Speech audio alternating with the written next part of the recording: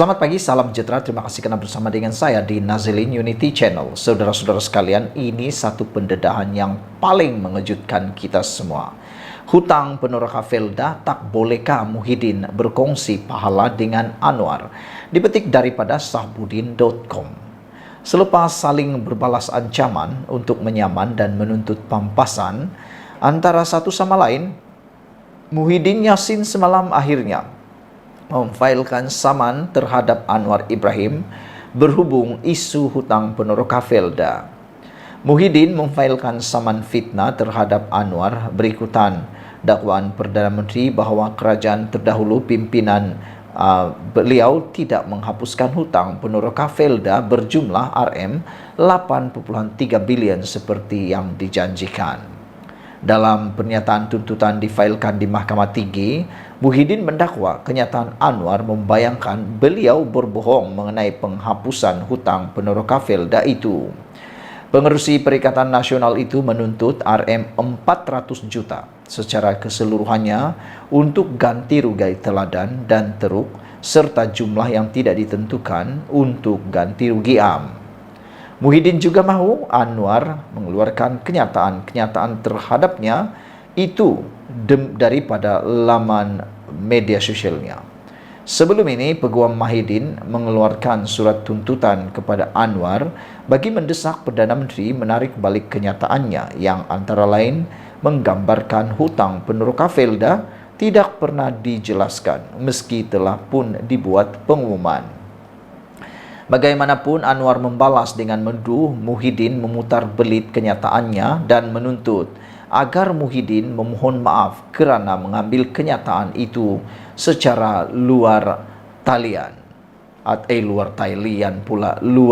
konteks. Anwar menuntut pampasan RM200 juta daripada Muhyiddin atas tindakannya itu. Peguam Anwar juga menuntut Muhyiddin menarik balik surat tuntutannya dan jika tidak, mereka mengancam akan memulakan tindakan undang-undang. Dalam penegasannya, Anwar mendakwa bahawa kerajaan PN pimpinan Muhyiddin gagal menyediakan sebarang peruntukan dalam belanjawan 2021 dan 2022 untuk menyelesaikan isu hutang Felda sebagaimana diumumkan sebelum itu. Perdana Menteri berpegang kepada fakta bahawa hanya dalam belanjawan madani tahun ini saja barulah peruntukan RM990 juta disediakan sebagai bayaran awal untuk menyelesaikan hutang tersebut. Bagaimanapun, di sebalik kesibukan menghadapi PRN 6 negeri, Muhyiddin nampaknya lebih dulu mengemukakan saman terhadap Anwar di mana samannya itu difailkan semalam. Meneliti kemelut ini, apa yang menjadi pertikaian hanyalah tentang siapa yang sebenarnya menyelesaikan hutang Peneraka Felda itu. Memang pengumuman mengenai pelupusan hutang Felda dibuat oleh Muhyiddin, tetapi ia tidak disertai dengan pembayaran atau wang dan sebab itu tiada peruntukan dimasukkan dalam belanjawan 2021 dan 2023. Hanya apabila Anwar menjadi Perdana Menteri, barulah peruntukan pembayaran itu dimasukkan dalam belanjawan dan pengumuman pelupusan hutang itu dibuat sekali lagi. Dalam hal ini, menurut tulisan bekas Ketua Setiausaha Sulit Muhyiddin yaitu Marzuki Mohammed, beliau sendiri mengakui peruntukan kewangan itu tidak dimasukkan dalam belanjawan. Kerana katanya Muhyiddin telah meletakkan jawatan sebagai Perdana Menteri pada Ogos 2021. Jadi, kenapa Muhyiddin hendak marah dan mahu menyawan Anwar? Sedangkan bekas pegawainya sendiri mengakui memang pembayaran tidak dilakukan. Soalnya, kenapa selepas meletakkan jawatan, Muhyiddin tidak pernah membangkitkan tentang perkembangan hutang Peneraka Felda itu? Bukankah Tengku Zafrul Tengku Abdul Aziz masih kekal sebagai Menteri Keuangan selepas beliau meletakkan jawatan? Lebih daripada itu, selepas meletakkan jawatan, selain kerajaan dan anggota kabinet adalah barisan yang sama, tidakkah Ismail Sabri Yaakob yang mengambil alih jawatan Perdana Menteri adalah pilihan Muhyiddin sendiri? Kenapa beliau tidak pernah bertanya kepada Ismail Sabri atau Tengku Zafrul dan tiada pula membangkitkannya di Parlimen? Sepatutnya apabila Anwar bercakap sekali lagi tentang pelupusan hutang Felda, serta melakukan pembayaran dengan penerbitan sukuk, Muhyiddin wajar berbangga kerana usaha awal beliau telah disempurnakan akhirnya oleh Perdana Menteri ke-10. Apa yang Muhyiddin mahu sebetulnya? Hutang diselesaikan dan peneroka Felda dibebaskan daripada beban hutang, atau ingin namanya dijajah serta disebut ke sana sini dalam isu tersebut? Tidak cukupkah dengan catatan malaikat yang mungkin menulis beliau sebenarnya telah berkongsi pahala dengan Anwar dalam berbuat kebaikan kepada peneroka Felda yang masih miskin dan susah itu? Ditulis oleh Sahbudin Hussein 29 Julai 2023. Sebelum kita berpisah, sila tinggalkan komen Anda untuk isu kali ini. Apa pendapat Anda tentang cadangan daripada sabudin.com ini yang mahu supaya atau mencadangkan supaya tidak bolehkah Muhyiddin berkongsi pahala dengan Anwar? Kita jumpa lagi. Bye-bye. Selamat pagi, salam sejahtera. Terima kasih karena bersama dengan saya di Nazilin Unity Channel. Wah, ini pasti mengejutkan Anda. Rasa lucu tapi benar-benar berlaku. Dikala pilihan raya negeri ini masih giat berlangsung, panas berlangsung, ada orang pula yang berjanji. Dengar betul-betul nih, dia berjanji mahu cerai istri jika Anwar masih Perdana Menteri. Memang lucu kan? Bayangkanlah orang pentaksub ini, penyokong taksub Perikatan Nasional ini berjanji mahu cerai istri jika Anwar masih Perdana Menteri. Alamak, sampai begitu sekalikah pemikiran ceteknya itu? Aku pun tak tahulah. Nasib baik dia hanya cakap mau cerai istri kalau Anwar Ibrahim masih Perdana Menteri. Bayangkan kalau dia cakap benda yang lebih dahsyat. Contohnya melibatkan nyawa diri sendiri kah? Melibatkan nyawa orang lain kah? Bukankah itu satu perkataan yang bodoh? Kalau dia cerai istri, apa jadi dengan orang yang jadi Perdana Menteri itu? Katakanlah kalau Anwar Ibrahim benar-benarlah masih jadi terus menjadi Perdana Menteri, dia cerai istri dia, siapa yang untung? Tiada yang untung, dia yang rugi. Anwar Ibrahim masih jadi tetap Perdana Menteri, dia pula kehilangan istri. Dan entahlah apa dosanya pun saya tak tahu, apa dosa istrinya pun kita tak tahu lah. Kalau tahulah istri ni, tahulah suami dia ni gila sampai begini, sanggup membuat begini, kena taksub dengan Perikatan Nasional. Aku fikir ini satu perbuatan yang boleh menyebabkan marah yang mendadak membuak-buak dalam hati seorang istri. Bayangkanlah, istri jadi pertaruhan. Hang ingat, istri itu jadi pertaruhan. Pikirlah baik-baik bosku, janganlah berpikir seperti orang yang bodoh. Iyalah kan, kalau betul pun Anwar Ibrahim tumbang, ada orang lain Perdana Menteri yang baru, dia dapat 1 sen ke? Dapatkah dia duit daripada orang yang jadi Perdana Menteri itu? Itulah, jagalah sikit pemikiran tu ya saudara. Jadi dipetik daripada Harapan Daily, mahu cerai istri jika masih Anwar Ibrahim Perdana Menteri. Penyokong taksub Perikatan Nasional ini dinasihat tarik balik sumpah tersebut. Nak sumpah tu pilihlah sumpah yang baik. Contohnya, kalau anak aku masuk universiti, aku sumpah bagi satu buah masjid, buat sebuah masjid. Itu sumpah yang bagus. Ini sumpah mau cerai istri kalau Anwar Ibrahim masih Perdana Menteri. Aduh, aku tak tahulah nak cakap apa lagi. Ini boleh dikategorikan orang paling tak berpikiran lah, boleh kata begitulah. Kan, apa kamu setuju dengan aku atau tidak? Kalau Anda tak setuju, tak tahulah. Anda terpulanglah pada Anda. Mungkin Anda juga seangkatan dengan orang yang begitu sanggup memperjudikan, mempertaruhkan istri pula. Aduh, rosak pemikiran macam ni kan. Akibat taksub dengan parti politik kepartian, seorang penyokong Perikatan Nasional PN menjadi topik perbincangan orang ramai hari ini. Warganet bertanyakan sejauh mana implikasi sumpah individu atas nama Mansur Ali dari segi hukum Islam. Wallahi, saya akan ceraikan bini saya dengan lafaz talak 3 jika Perdana Menteri ke-10 dan Kerajaan Perpaduan masih bertahan sampai bulan 8 2023, katanya pada 4 Februari lalu. Aduh, tak tahulah. Sedangkan sekarang ni dah masuk bulan 8, besok lusa dah masuk bulan Ogos dah. bulan Ogos nanti kalau Perdana Menteri ini masih Perdana Menteri, Anwar masih Perdana Menteri, dia janji dia akan ceraikan istri dia. Jadi kalau betul Anwar Ibrahim hari Selasa depan, hari Rabu depan masih Perdana Menteri, habislah hang.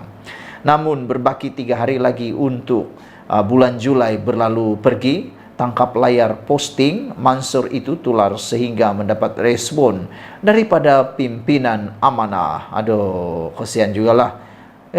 Dalam gambar yang saya lihat ini, istrinya bukannya tak cantik juga nih, tapi sanggup dia cakap macam tu. Besar dia punya dosa macam ni, aku rasa-rasalah. Timbalan Pengerusi Amanah Kelantan Ustaz Cik Ibrahim Muhammad berkata, sumpah itu dipanggil sumpah lagha atau sumpah yang tidak terpakai. Beliau berpendapat mengikut Islam, sumpah tersebut tidak diambil kira dan tidak wajib ditunaikan, malah haram menunaikannya.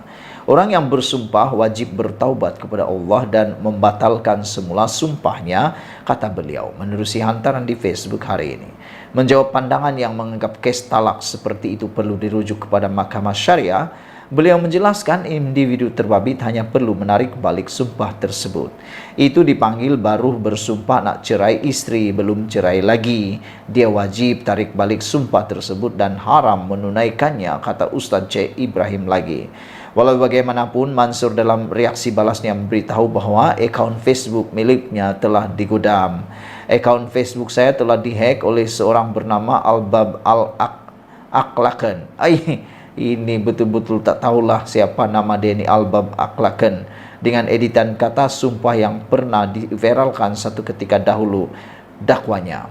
Harap-haraplah apa yang dia cakap ini benar-benar berlaku. Facebook dia benar-benarlah digodam. Kalau tak digodam, ini satu perkara yang aku fikir perbuatan yang paling tak bermoral, paling tak berfikir punyalah. Apa pendapat kamu semua? Ikuti terus ulasan selepas ini. Selamat pagi, salam sejahtera. Terima kasih kerana bersama dengan saya di Nazilin Unity Channel. Ini pengakuan Muhyiddin yang paling mengejutkan saya. 12 jam selepas penamaan calon, Muhyiddin membuat pengakuan dan pendedahan tentang dana kempen Perikatan Nasional. Anda pun tahu bahawa akaun Parti Bersatu sebuat masa ini masih lagi dibekukan oleh SPRM. Berkali-kali Bersatu mahu mendapatkan akaun tersebut dan mahu supaya akaun tersebut dilepaskan daripada status dibekukan. Namun SPRM masih tidak meluluskan, kerajaan melalui SPRM juga tak meluluskan kerana perlu siasatan yang lebih lanjut lagi. Ini menjadi tanda tanya oleh netizen dan penganalisis politik. Mereka bertanya dari mana Muhyiddin Perikatan Nasional, khususnya Parti Bersatu yang akaun mereka dibekukan itu, mendapatkan dana untuk meneruskan kempen pilihan raya negeri. Anda tahu, untuk berkempen di dalam pilihan raya negeri ini, mereka atau semua perkara, semua langkah, semua program pasti memerlukan belanjawan yang amat besar dan boleh mencapai jutaan ringgit. Jadi persoalan netizen kepada Muhyiddin dan juga Parti Bersatu khususnya, dari mana dana kempen pilihan raya PN ataupun Bersatu. Tapi selepas beberapa jam persoalan itu menular di media sosial, ini jawapan Muhyiddin. Muhyiddin kata tak perlu pertikai dana kempen Perikatan Nasional. Pihak lawan tidak perlu mempertikai sumbangan yang diperoleh Perikatan Nasional PN untuk berkempen dalam 6 pilihan raya negeri PRN. Pengerusi Perikatan Nasional Muhyiddin Yassin menegaskan sumbangan dana yang diterima gabungan itu bukan satu kesalahan. Akaun saya semua dibekukan dan ini semua dana kempen adalah wang rakyat untuk membantu Bersatu dan PN. Menjadi tanda tanya kita ialah beliau kata ini semua adalah wang rakyat yang didermakan. Nak tanya jugalah kan dari mana sebenarnya, tapi Muhyiddin kata tak perlu pertikaikan. Terpulanglah pada anda, mau tanya atau tidak, anda tulis dalam ruangan komen di bawah konten ini. Kata Muhyiddin, kenapa kita perlu mempersoalkan, kata beliau, kenapa kita perlu mempersoalkan sumbangan kepada PN? Kerana saya tidak mempertikaikan berapa banyak pun wang yang mereka belanjakan. Katanya ketika ditemui di Dewan Mutiara Bestari Sekolah Menengah Kebangsaan Sungai Pusu, Gombak. Presiden Bersatu itu berkata demikian ketika diminta mengulas mengenai sumber kewangan diperoleh PN bagi menghadapi pilihan raya negeri. Muhyiddin hadir bagi memberi sokongan kepada 3 calon PN yang bertanding di Sungai Tua, Gombak Setia dan Hulu Kelang. PN mempertaruhkan Muhammad Azmin Ali di kerusi Dun Hulu Kelang, Muhammad Hanif Jamaluddin di Dun Sungai Tua, serta penyandang kerusi Gombak Setia Muhammad Hilman Idham bagi mempertahankan kerusi dimenanginya. Sementara itu, Muhyiddin membidas beberapa pengumuman bantuan tunai yang diumumkan kerajaan baru-baru ini. Tiba-tiba sekarang kamu ada duit, tengok. Inilah yang Perdana Menteri Anwar Ibrahim lakukan sepanjang masa, kata beliau. Dia tabur janji demi janji ketika orang ramai menunggu tetapi tiada apa yang diberikan. Tetapi tiba-tiba semua ini dilakukan dalam masa 2 minggu, kata ahli Parlimen Paguh itu. Inilah dia.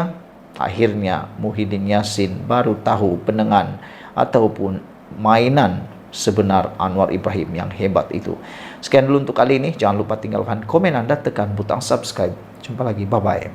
Selamat pagi, salam sejahtera. Wah, ini isu paling panas, isu paling hot, isu paling mengejutkan seluruh Malaysia. 12 jam, tak sampai 12 jam selepas penamaan calon selesai, akhirnya ini muncul. Orang yang dicalonkan diaras supaya jangan disokong.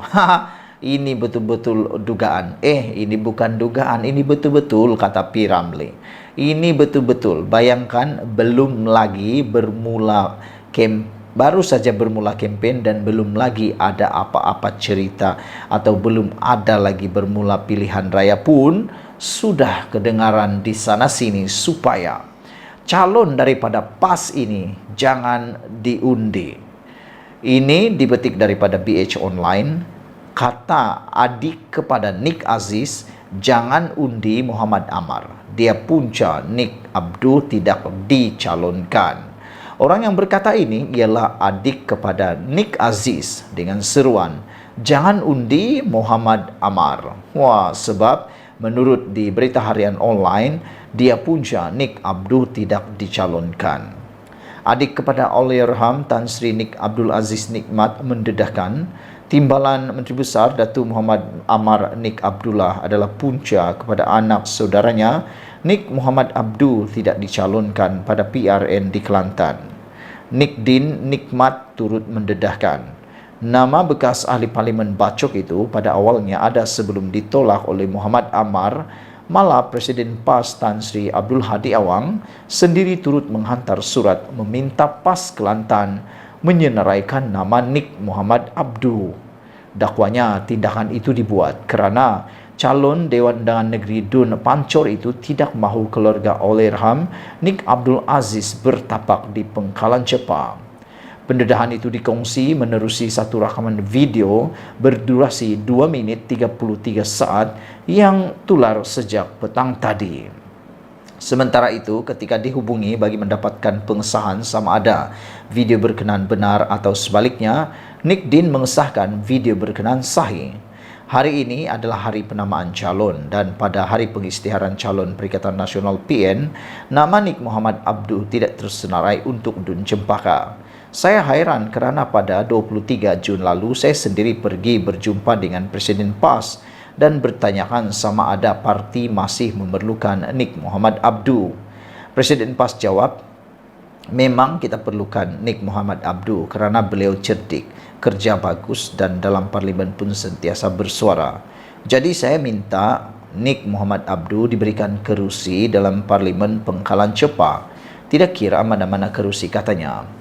Beliau yakin bila Dun Cempaka kosong dan melihat Nik Muhammad Abdul tidak tersenarai itu adalah kerja Muhammad Amar. Apa yang sampai di telinga saya, beliau iaitu Muhammad Amar tidak bagi keluarga Allahyarham Nik Abdul Aziz bertapak di kawasan Pengkalan Cepa. Oleh itu, saya merayu kepada mereka yang melihat video ini, termasuk pengundi di Dun Pancur, supaya tidak mengundi Muhammad Ammar dan biar beliau kalah. Biar dia tahu lebih tinggi langit, lebih rendah. Tahu langit tinggi rendah, karena dia naik pun karena rakyat, kata beliau. Biar dia kalah sekali dan rasa sekiranya ada orang seperti ini dalam PAS, ia akan merosakkan parti, kata beliau. Sementara itu, usaha untuk mendapatkan kenyataan balas daripada Muhammad Ammar masih gagal. Setakat ini, namun pegawai beliau memaklumkan Timbalan Menteri Besar itu hanya akan hadir pada program memperkenalkan calon malam ini di Pengkalan Cepa. Media sebelum ini melaporkan Nik Muhammad Abduh tidak tercalon pada PRN di Kelantan, walaupun nama beliau disebut-sebut bakal bertanding di salah satu kerusi pada Parlimen Cepa. Sekian dulu untuk kali ini, jangan lupa tinggalkan komen Anda. Untuk kali ini kita jumpa lagi, bye-bye.